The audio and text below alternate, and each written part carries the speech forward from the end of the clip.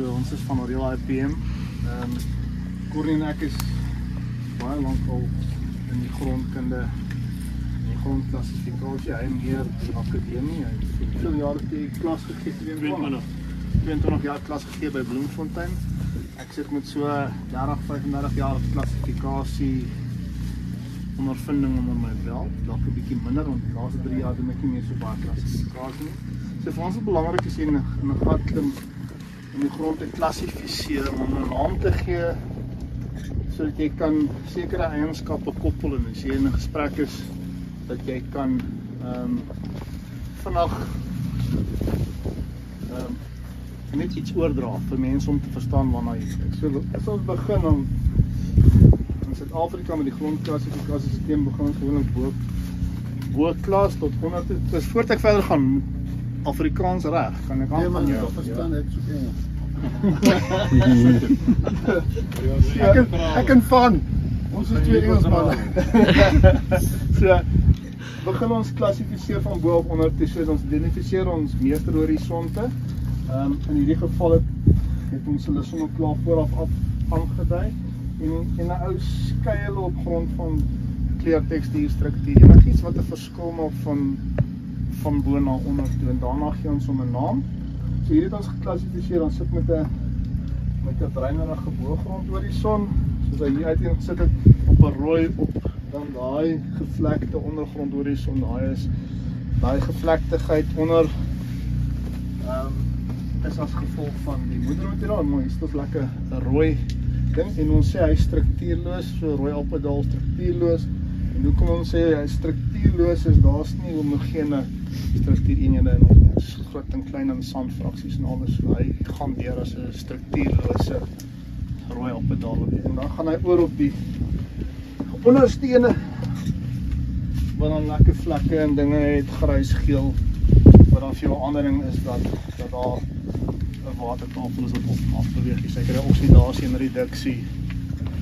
En dit is ook dan 'n aanwending vir dat daar water onder gehou word.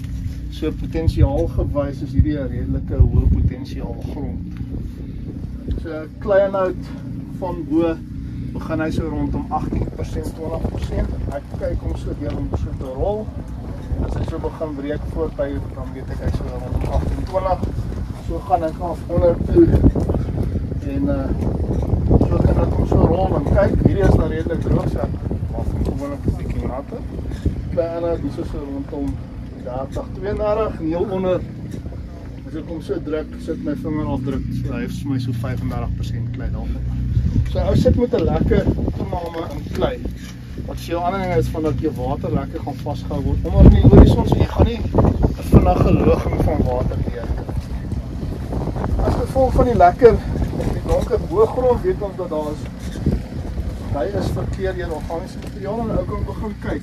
Nou sien het ek hom nou gevryf, nou begin jy baie meer egalige struktuureenhede kry binne en hom, wat jou ander ding is, daar begin aggregasie plaasvind, so jy kry jou mikrobes en die goede wat daar begin bind en aan mekaar bind, so jy kry by die struktuureenhede, wat vir jou gee dat jy lekker deurligting het. Jy kan kyk na jou wortels, lekker wortelontwikkeling, daar's nie wortels wat draai in J-roots en goed is, maar het te lekker deurgaan. So jy sit met goeie deurligting bo, goeie wortelontwikkeling, goeie waterinfiltrasie, soos wat hy afgaan, raak jy beter. So ou kan sien, as ek kyk net na wortelontwikkeling, so ou met lekker wortels dwars deur, en as hulle daar in die water kom, is daar 'n massiewe hoeveelheid wortels wat die water kan benut, wat al onderop gegaan. So, net in terme van die organiese koolstofinhoud, Dani sê hy het begin met 0.8% toe hy 16 jaar gelede begin het, en het opgestyg na 2% huidig organiese koolstof. En dis wat die verkleuring van die bo-grondhorison vir jou begin sien. So jy kan sien daar's 'n geleidelike verkleuring, donkerder, bruiner kleur af. En oor tyd beweeg hy dan nou af en dan kry jy daai beter situasies, beter deurligting, beter mikrobe aktiwiteite, al daai goed is wat daar begin plaasvind. So uit dit wat ons kan aflei is uit die koolstoffraksie wat hier is 'n Cornie, jy moet my nou hierso help. My syfers is baie swak en my kop vir syfers is nog swakker. Vir elke 1% organiese koolstofinhoud, nie organiese materiaal inhoud nie, maar die organiese koolstofinhoud, sit 'n ou met so 45 ton koolstof binne 'n daai horison. Per hektaar, hè? Dis per hektaar, ja. Saam met dit, en as jy met jou verhoudingswerk, jy sien in verhoudings sit jy met 4.5 ton stikstof binne in daai 30 cm. 450 kg fosfaat, 450 kg swael. So dis wat jy beskikbaar. Dis buite nou nog die stikstof wat beskikbaar word deur jou binding van jou stikstowwe deur jou rhizobiums in die plant so en die ander en jou as gevolg van die beter deurligting in jou boogrond sit jy nog met die binding van jou stikstof uit die atmosfeer uit wat vir nog 'n verdere 40 tot 60 kg stikstof kan gee as ek reg is. Jy sit eintlik met 'n massiewe hoeveelheid voedingsstowwe tot jou beskikking wat jy kan gebruik. En die manier hoe ons dit kan gebruik is deur jou grondmikrobe aktiwiteit aan die gang. Die mycorrhizas en daai klas van goedjies. En ons kan sien, as ons hier kyk, by Dani is dit die goed aan die gang. Ons sit ons met ons fungusse en die goeters. So en dan kyk ons na in hierdie grond wat ek nou kyk is sien ek wortels wat horisontaal is. Dis nie so fisiese beperkings wat 'n ou kan sien wat jou wortelontwikkeling gaan benadeel. Want soos kompaksielaat, daai klas van goeders van voor. Maar hier is so hier en daar. Ek dink dit is die V-faktor kan 'n rol speel as daar nou plekke is waar die beeste nou getrap het, net 'n bietjie gekompakteer is. Maar nou sit jy met hierdie hoë massiewe aardworm goggawerkings hierso wat vir jou daai kanale veroorsaak. En nou kan baie mooi sien so met wortelkanale hoe die goeters afloop en die aardworms die kanale veroorsaak waar jy nou weer ligting en daai klas van goeters. So ek weet nie of daar enige vrae wat julle het oor die grond en oor die Can you just repeat what you said about the beeste? Compaction with beeste? The hoof effect. Yes. Good or bad? You're saying that the compaction, the little bit of compaction here was caused by cattle. What you can get, it's factors. So, but the other factor is when you have the cattle factor, when you have the hoof effect, water accumulates there, and you start to get better infiltration there. But why is there such a divisive opinion on cattle? Sometimes you completely thrash your felt and people say, well, felt, that's good. On a planted land, that's bad. The reason why your next crop wasn't so good is because your cattle have compacted that. There's a difference between ultra-high density grazing and normal conventional ways. Yeah. The conventional way, I can guarantee you will get compaction. The advantages of having cattle as part of your whole farming practice is just more than a little bit of compaction. Again, because if compaction in this profile was a problem, we would have had 100%. Sorry, I just had with one, yeah. Was it about animal compaction? Yeah. Right. Now, Alan Savory has got the best practical explanation about compaction of animals. So he says, and I've seen it and tested it, he says compaction is not caused by numbers, it's caused by time. And to explain this, it's easy. When you have a camp, say 10 hectares, and you've got one cow in there for 365 days, and that one cow goes the same route every day to the water and back for that whole time. She has done it 365 times each way. It will be compacted. But if you take 365 cows in one day and you put them on that same route in a line, there will be no compaction. It will regrow, it will close up. So compaction is a matter of time and not numbers. Sorry. And yeah, like you said, I always say, my biggest fear every year on this farm for the last 16 years with profile pits is that we see the roots stop somewhere. That's my biggest, I've got nightmares about it, because then you will be stupid not to do something about it, but there's a lot to do. Just to explain something about compaction, sorry, I've got the saying, and it's counterintuitive. That word took me 3 years.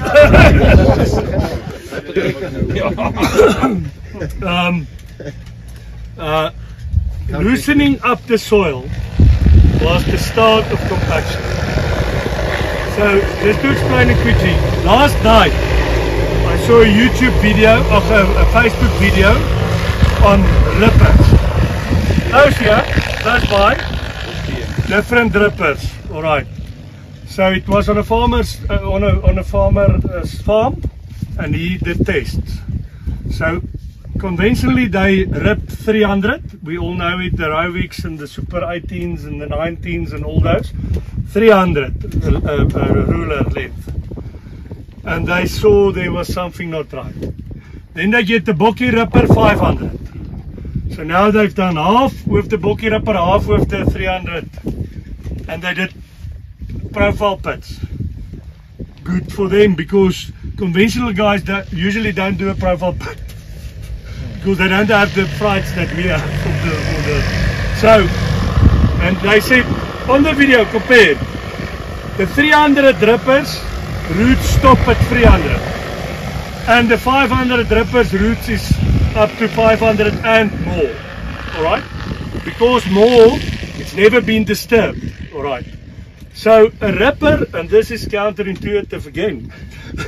a ripper beperk, what is beperk? Limits you to where you can go. But you must remember, in farming, ploughing, we know the history of ploughing, but ploughing was 150, and as diesel engines evolved deeper, then we start ripping with Beitel ploughs, 200 if you are good. Then it came next 300, 500, I know of people going meter, and that will go on. So you're limiting yourself up to where you can rip. But even if the soil, like this soil, I haven't been ripping in 16 years now. How deep are we there? 1.1, 1.2? The roots are through the whole profile. So even if I rip, why will you only do 30% of your profile? Why is it needed if it anyway goes to 1.2 meters? So yeah, compaction is very important, but loosening up the soil was the start of compaction, and you will see that you can drive your bakkie in a ripped field. You'll have tracks like this. But if you go, even if it's wet in the veld, there's no compaction, because there's roots, there's organisms, there's a sponge beneath. Sorry, it was a bit long. What about chemical compaction? So yeah, sorry, you get Physical? 3 types. Okay? It's mechanical, it's chemical, it's a bad one, but chemical can only be because of mechanical. With a ploegblad, or you've got some sort of a area. Yeah. And then rain is a big compactor on open Bare soil. soil, bare soil. And animals, all that, but it's not volume, it's time. And then it all goes back then to correct liming, because that's where your soil structure comes from. Yes. And then your organisms. But liming is also because we have caused it, the imbalances with all the fertilizers and all the chemicals and all the stuff. Eastern Free State soils are inherently naturally acidic. Yes. The tall soils, and that's are inherently acidic, and that's mainly because of the rainfall. nutrients have been leached. Yes, lime is important if your pH is low. If your pH is fine, why lime? What is fine? 5.5, 6.5, thereabouts. Not too high, not too little, not too low either. Yes, calcium can give soil structure, but the organic matter can give you structure as well. But isn't it the calcium magnesium The ratios is important. It's not the beginning and end of everything. I aim for 65% calcium, 25% magnesium, but that is a very general aim. I allow myself 10% leeway either way. So it's not. I'm not a dogmatic person. I don't want to be. So if I as farmer can come in here, I'm too stupid for this stuff, but I lime because I fertilize. It's my easy. When we start dropping fertilizer, our soil samples on liming dropped as well. The necessity of lime. Yeah. When we started liming 16 years ago with the no-till, everybody told me you cannot put lime on top. That's a fact. Lime, it's chemical, yeah. And luckily we were sitting there in my house, and I asked the guys, okay, so how do you know this? Because I don't know. I said, no, we measure it. I said, how do you measure it? They said, and there he made that was his. Yeah. He said, no, we go in the lab, and we take a sterile soil sample, we put lime on top, and it never goes in. And I told him, all right, great. I said, take that same soil, put in the organic matter, put the plant in, put a few organisms in, put a few earthworm, put the dung beetle, put a bit of dung, put a bit of trampoline, put all, and then you test it. He said, no, but it's impossible. I said, so don't make assumptions. So this soil has been limed every third year, very low percentages lime because of the sampling. It started higher, very low now, and I must say there is definitely some correlation between roots, exudates, organisms, and something that not only fertilizer, but yeah, when your biology comes back, your soil doesn't need as much lime as it. And it's directly related to the fertilizer as well. So yes. The fertilizers, and especially the nitrogen fertilizer, are highly acidifying. So if you're applying less of an acidifying element, your need for lime decreases as well. Yeah. And that's a one-to-one relationship almost.